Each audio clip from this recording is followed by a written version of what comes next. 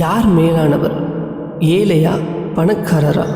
கண்மணி நாயகம் ஸல்லல்லாஹு அலைஹி வஸல்லம் அவர்கள் சொல்லுவார்கள், செல்வமும் செல்வாக்கும் பெற்ற ஒரு மனிதர் அல்லாஹ்வின் தூதர் ஸல்லல்லாஹு அலைஹி வஸல்லம் அவர்களுக்கு அருகில் நடந்து சென்றார். அப்போது நபி ஸல்லல்லாஹு அலைஹி வஸல்லம் அவர்கள் தம் அருகில் அமர்ந்திருந்த ஒருவரிடம், இவரை பற்றி நீங்கள் என்ன கருதுகின்றீர்கள் என்று கேட்டார்கள். அதற்கு அவர், மக்களில் இவர் ஒரு பிரமுகர் ஆவார். அல்லாஹ்வின் மீது ஆணையாக, இவர் பெண் கேட்டால் இவருக்கு மனம் முடித்து வைக்கும், இவர் பரிந்துரைத்தால் அது ஏற்கப்படும் தகுதியான மனிதர் என்று பதிலளித்தார். அல்லாஹ்வின் தூதர் ஸல்லல்லாஹு அலைஹி வஸல்லம் அவர்கள் சற்று நேரம் அமைதியாக இருந்தார்கள். பின்பு மற்றொரு மனிதர் அவ்வழியாகச் சென்றார். அப்போது அல்லாஹ்வின் தூதர் ஸல்லல்லாஹு அலைஹி வஸல்லம் அவர்கள் முதலில் கேட்ட அதே நபரிடம், இவரை குறித்து நீங்கள் என்ன நினைக்கின்றீர்கள் என்று கேட்டார்கள்.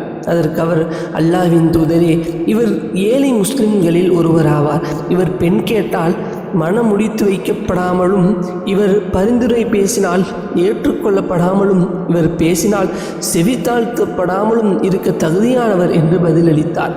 அப்போது அல்லாஹ்வின் தூதர் ஸல்லல்லாஹு அலைஹி வஸல்லம் அவர்கள், அவரை போன்ற செல்வர்கள் இந்த பூமியில் நிரம்ப இருந்தாலும் அவர்கள் அனைவர்களையும் விட இந்த ஏழையே மேலானவர் என்று கூறினார்கள்.